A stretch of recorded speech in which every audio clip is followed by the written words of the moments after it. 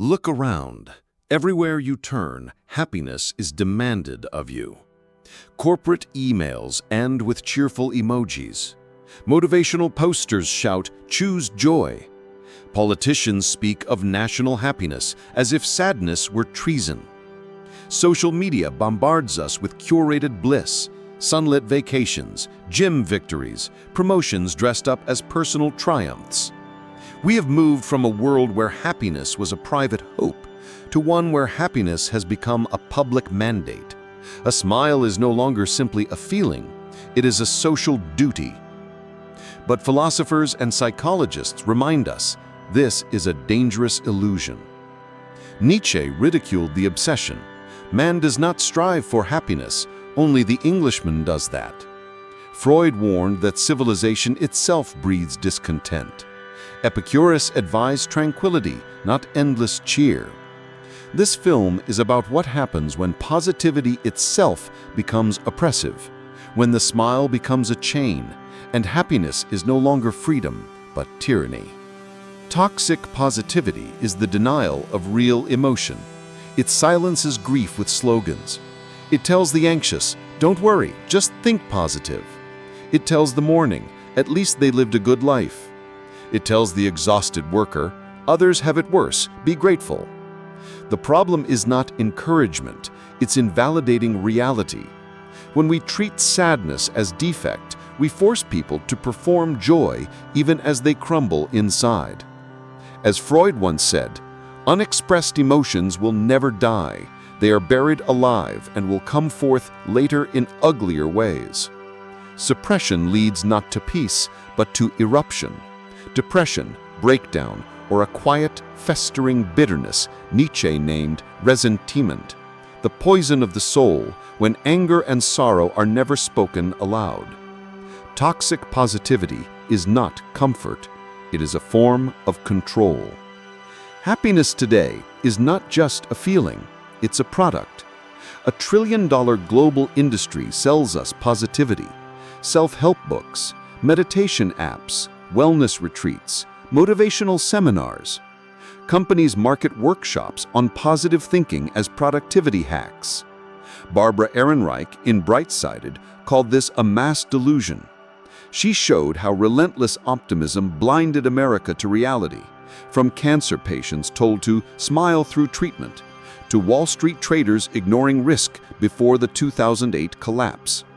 She warned, there is a vast difference between positive thinking and existential courage. Positive thinking insists that reality bends to your smile. Existential courage insists that we face reality, even when it hurts. The happiness industry doesn't want courage, it wants compliance, cheerful, docile workers and consumers. Nietzsche despised shallow happiness. He mocked utilitarians who measured life in pleasure units. In The Birth of Tragedy, Nietzsche argued that the Greeks understood life's depth. They embraced both the Apollonian, order, reason, beauty, and the Dionysian, chaos, suffering, passion. Greek tragedy, with its blood and sorrow, was not life-denying, it was life-affirming. Nietzsche wrote, "It is only as an aesthetic phenomenon that existence and the world are eternally justified." In tragedy, pain itself became meaningful. Our modern world has lost this. By demanding happiness at all costs, we deny the Dionysian. We bleach life until only the Apollonian smile remains. Nietzsche would call this a sickness of culture, a refusal to face suffering, a hollowing of life into hollow cheer. Epicurus has been caricatured as a hedonist, but his philosophy is a rebuke to our modern obsession with stimulation.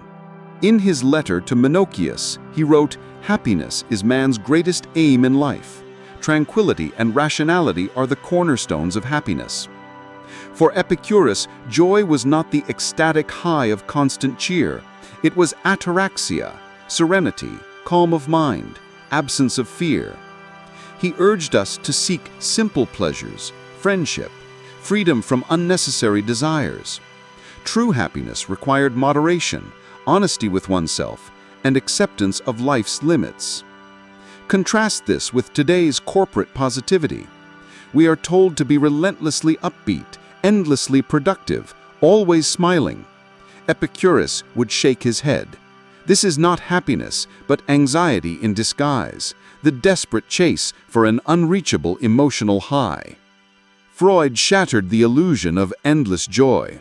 In Civilization and Its Discontents, he declared the intention that man should be happy is not included in the plan of creation. For Freud, happiness is episodic, a brief relief, a fleeting joy. Real life is filled with frustration, sacrifice, and repression. Civilization demands we control our impulses. That repression is the price of peace, but it also breeds discontent. Modern culture, by insisting on happiness as a right, adds yet another repression. We must repress even our sadness. We must hide grief, silence anxiety, suppress anger. Freud warned, what is repressed will return, twisted and dangerous. Toxic positivity is not harmless.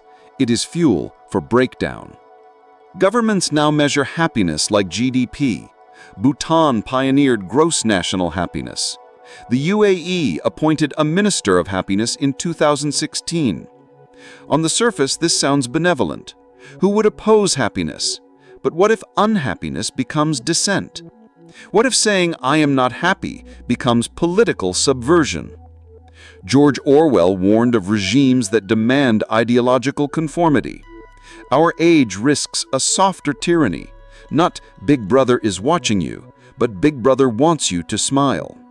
The politics of cheer risks criminalizing sorrow, making dissatisfaction itself an act of rebellion. Sociologist Arlie Hochschild described emotional labor, the requirement to manage emotions as part of one's job, the flight attendant's smile, the barista's cheer, the call center worker's endless patience. Capitalism discovered something powerful. Emotions themselves can be commodified. Cheer becomes productivity. Happiness becomes efficiency. As Zizek notes, the superego orders you to enjoy. The old boss said, "Work harder." The new boss says, "Work harder and smile while you do it." In this world, sadness is inefficiency. Anger is insubordination. Neutrality is laziness. Only cheer is profitable. Thus, the smile is no longer an expression of joy. It is a currency demanded by the market. Social media is the cathedral of toxic positivity. Every feed is a highlight reel. Exotic vacations, perfect meals, career triumphs. Rarely do we see the breakdowns, the hospital visits, the loneliness. This curation creates a trap. Everyone believes everyone else is happier. Anxiety grows, hidden beneath filters. Phrases like "happiness is a choice" circulate like commandments. But this turns sadness into guilt. If you are unhappy, it is your fault. You have failed to choose joy. As Viktor Frankl observed, it is the very pursuit of happiness that thwarts happiness. By chasing the Instagram illusion, we lose the possibility of meaning. Nietzsche's concept of ressentiment is crucial. It is the bitterness born of repression, when grievances are swallowed, when anger is silenced, when sorrow is forbidden. In a culture of compulsory cheer, resentment festers. Workers smile through exhaustion. Citizens applaud while resenting inequality. Families paste on cheer while hiding grief. Freud would diagnose this as repression. Nietzsche saw it as moral poison. Both understood to deny authentic feeling is to corrupt the soul. What if sadness is not a flaw, but a teacher? The Greeks believed so. Through tragedy, they practiced catharsis, purging emotions through shared grief on stage. Nietzsche admired this. It is only as an aesthetic phenomenon that existence and the world are eternally justified. In tragedy, sorrow is not denied, but elevated into art. Modern culture's obsession with positivity denies us this wisdom. By forbidding sadness, It denies us catharsis, depth, and even the possibility of genuine joy. Contemporary psychology affirms ancient wisdom. Accepting negative emotions makes us healthier. Studies show that people who accept sadness or fear without judgment recover faster from stress than those who suppress it. Carl Jung's dictum rings true: what you resist persists. Acceptance is not defeat, it is resilience. True well-being begins when we stop fighting feelings and instead integrate them into the whole of our experience. Barbara Ehrenreich's battle with cancer showed her the cruelty of toxic positivity. Support groups insisted she must smile or risk worsening her illness. This, she wrote, was a kind of emotional tyranny. Her book, Bright-Sided, warned that America's obsession with optimism blinded it to reality. The housing bubble, corporate fraud, political delusion, all fueled by a refusal to see negativity. Ehrenreich concluded, the first step is to recover from the mass delusion that is positive thinking. To confront reality, however grim, is not pessimism. It is the beginning of freedom. What would liberation from the tyranny of happiness look like? It would mean workplaces where exhaustion is not weakness, but a signal for rest. Friendships where grief is welcomed, not shushed. Governments that protect well-being without demanding cheer. Epicurus would call this tranquility. Nietzsche would call it life affirmation. Freud would call it reality. Frankl would call it meaning. As Frankl wrote, happiness cannot be pursued. It must ensue. Real joy is not commanded. It arrives quietly when life has meaning. The tyranny of happiness is seductive. Who would argue against joy? Yet compulsory happiness robs us of authenticity. Nietzsche mocked shallow cheer. Freud denied its permanence.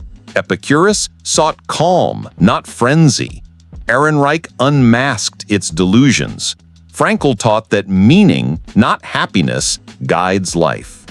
Happiness cannot be forced by corporations, governments, or hashtags.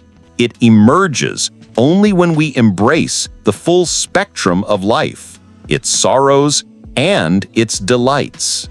To reject the tyranny of happiness is not to reject joy. It is to free it, to make it real, fragile, radiant, precisely because it blooms beside sadness. To be human is not to be happy all the time.